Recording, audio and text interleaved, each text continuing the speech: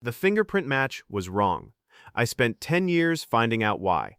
I was convicted of a burglary and assault based on a single fingerprint match, and it took a retired forensic examiner reviewing the case for free, a decade later, to prove that fingerprint was never mine to begin with. I want to start with that because most people assume fingerprint evidence is close to infallible. It isn't, and I paid 10 years of my life learning exactly how it can fail. My name is Desmond Carter. I'm 41 now. To understand how I ended up convicted of a crime I had no connection to, it helps to understand who I was before any of it happened. An ordinary guy, by most measures. I grew up the younger of two kids, raised mostly by my older sister Angela, after our mother passed when I was 14. Angela was only 19 at the time, barely an adult herself, but she stepped into a role nobody should have had to take on that young, and she did it without complaint, which is a thing I've never fully thanked her enough for. I finished high school, bounced through a couple of community college semesters before deciding it wasn't for me, and settled into work as a delivery driver. A job I actually liked, if I'm honest, because it kept me moving and let me listen to podcasts for 8 hours a day without anyone looking over my shoulder. I'd gone through a divorce about a year before everything happened. Nothing dramatic, just two people who'd grown into different versions of themselves than the ones who'd gotten married. I was living alone in a small rented house on the edge of town, the kind of place with a yard just big enough for a dog I kept meaning to get and never did. I want to be upfront that my life at the time wasn't glamorous, but it was mine, and it was quiet, and I had no history of violence, no prior record beyond a couple of speeding tickets and one unpaid parking ticket I'd been meaning to deal with for months. A home invasion occurred one night about 6 blocks from where I lived. An elderly homeowner, a woman in her 70s, was assaulted during a burglary at her house, shoved to the ground hard enough to break her hip when she came downstairs and interrupted whoever was in her home. A partial fingerprint was recovered from a windowsill at the point of entry, and that print was run through a database and flagged as a possible match to a print of mine on file from an unrelated fingerprinting requirement years earlier, when I'd briefly worked a job that required a background check. 2 detectives showed up at my house 4 days later, on a Saturday morning, while I was still in sweatpants drinking coffee on my porch. I remember one of them, a heavy-set man named Detective Pruitt, asking if I'd be willing to come down to the station to clear a few things up. "Clear what up?" I asked. "Just routine," he said. "Won't take long." It took 11 hours. I sat in an interview room being asked, over and over, to account for my whereabouts on a night I genuinely could not specifically remember because it had been an entirely unremarkable Tuesday, the kind of night that blurs together with 100 other nights when nothing unusual happens. I told them I'd probably been home. I told them I didn't have anyone who could confirm that because I lived alone. "That's a problem for you," Pruitt said, at one point, leaning back in his chair, "because we've got a print, and it's yours." "That's not possible," I said. "I've never been near that house in my life." "Explain the print then." I couldn't. I had no explanation, because I genuinely had no idea how a print with my name attached to it had ended up at a crime scene I'd never visited. That not knowing, I'd learn later, is one of the most disorienting experiences a person can have, being confronted with physical evidence of something you know, with total certainty that you didn't do, and having absolutely no way to explain the discrepancy. I want to explain as clearly as I can what possible match actually meant at the time, because the jury never fully understood the distinction, and honestly, neither did I until much later. A partial fingerprint recovered from a surface is often smudged, incomplete, or distorted. Examiners compare it against known prints and make a judgment call about similarity based on a certain number of matching ridge characteristics. That judgment call is not the same thing as a certainty, even though it's often presented to a jury as though it is. The examiner who testified in my case, a man named Gerald Voss, had worked with the county crime lab for over 2 decades and had a reputation at the time as being thorough and reliable. He stated under oath, looking directly at the jury, that the print was a match to a reasonable degree of scientific certainty. That phrase carries enormous weight in a courtroom. It sounds definitive. It sounds like the kind of thing a jury can build a conviction around without much hesitation. And I watched several jurors nod slightly when he said it, like something had just been settled for them. My public defender, a young woman named Melissa Ford, who was maybe 2 years out of law school, tried to challenge the fingerprint analysis by bringing in an expert of her own. But the defense's expert was less experienced than Voss, less polished on the stand, and the prosecutor made a point of highlighting that during cross-examination. "You have how many years of court testimony experience?" the prosecutor asked the defense's expert. "4," he said, "and Mr. Voss has been qualified as an expert witness in this state for over 20 years. Is that right?" "That's my understanding, yes." It didn't need to be said out loud for the jury to draw their own conclusion about whose opinion carried more weight. I had no alibi witness for that specific night, having been home alone, which made the fingerprint the single piece of physical evidence the prosecution needed. Angela sat in the courtroom every single day of the trial, and I remember catching her eye during closing arguments, watching her face as the prosecutor described the print evidence as conclusive, watching her shake her head slightly in a kind of helpless disagreement that couldn't actually stop what was happening. I was convicted of burglary and aggravated assault and sentenced to 16 years. I was 30 years old. I remember very little about the sentencing hearing itself, beyond a specific, hollow ringing in my ears, the sensation of being physically present in a room while some other, more essential part of me had already checked out entirely. Angela cried. My ex-wife, who'd come out of a strange sense of obligation despite our divorce, sat several rows back and didn't say anything to me before I was let out. I spent the early years of my sentence in a state of disbelief that eventually calcified into something closer to resignation. Prison changes a person's relationship with time in ways that are hard to describe to someone who hasn't experienced it. Days stretch and blur simultaneously. I had a cellmate for the first 3 years named Walter, an older man serving a much longer sentence for something entirely unrelated, who told me something early on that stuck with me. "Everybody in here says they're innocent," he said, not unkindly, just as a simple observation. "I know how that sounds," I told him. "Doesn't mean it's not true sometimes," he said. "Just means nobody's got a reason to believe you over the last guy who said the same thing." That was, in its own blunt way, one of the more honest things anyone said to me in those early years. An acknowledgement that my situation, however true, was also completely unremarkable from the outside, indistinguishable from 1,000 false claims of innocence surrounding me every day. Angela visited every month for the first 4 years, then every 6 weeks after she had her first child, and the logistics got harder. She never once suggested I should simply accept what had happened, though I know there were long stretches where even she wasn't sure what else could be done. I wrote to legal aid organizations sporadically, without much hope, mostly because Walter, of all people, kept telling me to keep sending the letters even when I stopped believing they'd go anywhere. "Worst that happens is nobody answers," he said. "Best that happens changes everything. Costs you a stamp either way." Year 6 is when I received a letter that was different from the standard rejection notices I'd grown used to. It was from a retired forensic fingerprint examiner named Patricia Nolan, who had read about several cases involving Gerald Voss's testimony after his retirement, when questions had started surfacing within the forensic community about the reliability of some of his historical casework. She wasn't affiliated with any organization at the time. She was reviewing old cases on her own, largely out of a sense of professional conscience, after learning through informal channels that Voss had a documented pattern of overstating match confidence in ambiguous cases throughout his career.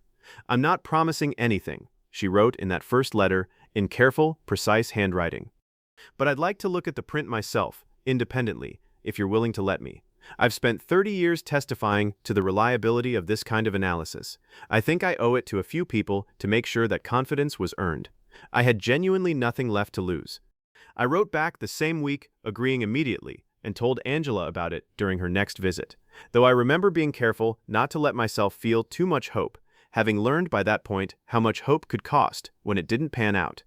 "You sound different when you talk about her," Angela said. "The letter, I mean." "Don't get excited," I told her. "One letter doesn't mean anything yet." "I know," she said. "I'm allowed to hope a little anyway." Patricia's review took nearly 2 years, done largely in her own time, cross-referencing archived case files and requesting access to the original print card through a records request that took months to process on its own, buried under bureaucratic delay that had nothing to do with the merits of the case and everything to do with how slowly institutions move when nobody urgent is pushing from the outside. We spoke on the phone periodically during that stretch, and I remember one call, maybe a year into her review, when she explained to me in detail what she was actually looking for. Fingerprint identification isn't a computer spitting out a yes or no, she said. It's a human being looking at ridge patterns, the little branch points, the endings, the specific shapes where lines split or stop, and deciding how many of those points match closely enough to call it a match. There's no universally agreed number. Different examiners, different labs, different eras have used different thresholds. So it's subjective, I said. More than people want to admit, she said. And Voss, from what I've found reviewing his other cases, had a habit of finding matches at threshold levels that most examiners today would call insufficient. I'm not saying he did it maliciously. I think he genuinely believed his own conclusions. But belief isn't the same thing as accuracy. What she found, when she finally completed her analysis, was that the partial print recovered from the scene had several identifying characteristics that did not match my known prints when examined using updated analytical standards. Specifically, ridge characteristics in a region of the print that Voss's original testimony had either overlooked or misrepresented as consistent when they weren't. It's not a match, she told me, during our first phone call after she completed her report. Her voice was steady, careful, the voice of someone who understood exactly how much weight that sentence carried. I don't say that lightly, and I know how much this means for you. But it's not a match, and I can defend that conclusion in front of anyone who asks me to, under oath, with my full professional reputation behind it. I sat with the prison phone against my ear for a long moment before I could say anything at all. 10 years, I finally said. It took 10 years for someone to actually look. I know, she said, and I wish I could tell you that's unusual. It isn't, not for cases like yours.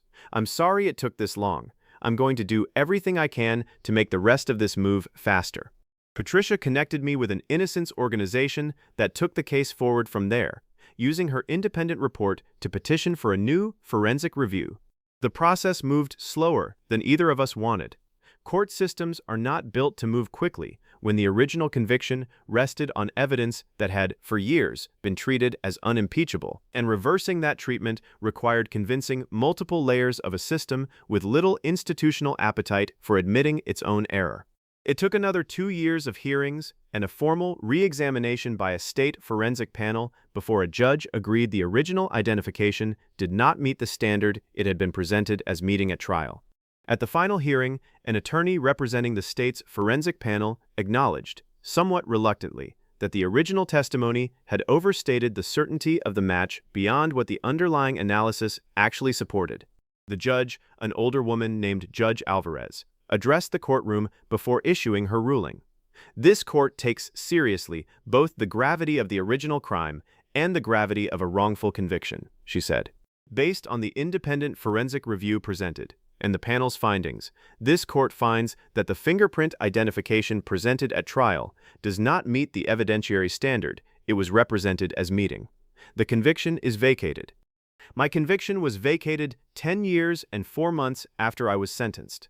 I remember the specific strangeness of walking out into a parking lot as a 40-year-old man, having entered that facility as someone who still had most of his 30s ahead of him, blinking against daylight that felt somehow different from daylight I remembered, though I understand now that was probably just me. Angela was there along with her daughter, now 11 years old, who I'd only ever met through prison glass, and who stood shyly beside her mother, unsure how to greet an uncle she barely knew outside of visitation rooms.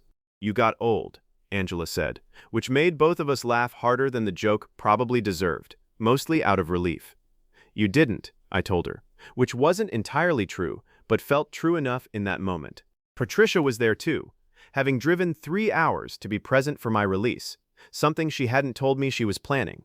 When I thanked her, she waved it off in a way that made it clear she found the gratitude uncomfortable. "Don't thank me for doing what should have happened the first time," she said. "Thank me when the system stops needing people like me to fix things a decade late." Gerald Voss, the original examiner, had faced separate scrutiny by that point over several other cases involving similarly overstated fingerprint testimony, though I understand he was never criminally charged. A pattern of professional overconfidence, it turns out, occupies a strange gray area that the legal system struggles to hold anyone specifically accountable for, even when it costs other people entire decades of their lives. He retired quietly, and as far as I know, has never publicly commented on my case or the others like it. Patricia and I still speak occasionally, usually every few months, sometimes just to check in. She told me once, over coffee, about a year after my release, that she took on my case and several others afterward, because she'd spent years testifying to the reliability of fingerprint analysis without fully appreciating how much subjective judgment was actually involved in that supposedly objective science, and she felt she owed something to the people who'd paid for that gap in understanding. I used to think of myself as someone who told juries the truth, she said. It took me a long time to admit I'd sometimes been telling them a confident guess dressed up as the truth. That's a hard thing to sit with, professionally. I've rebuilt a life since my release. A small apartment, a job with a nonprofit that assists people navigating the re-entry process, since I understand that particular disorientation better than most people would want to. I help people figure out how to get a state ID after a decade without one, how to explain a resume gap that most employers assume means something worse than what actually happened, how to sit in a grocery store without feeling overwhelmed by too many choices, a specific kind of adjustment nobody warns you about until you're living through it.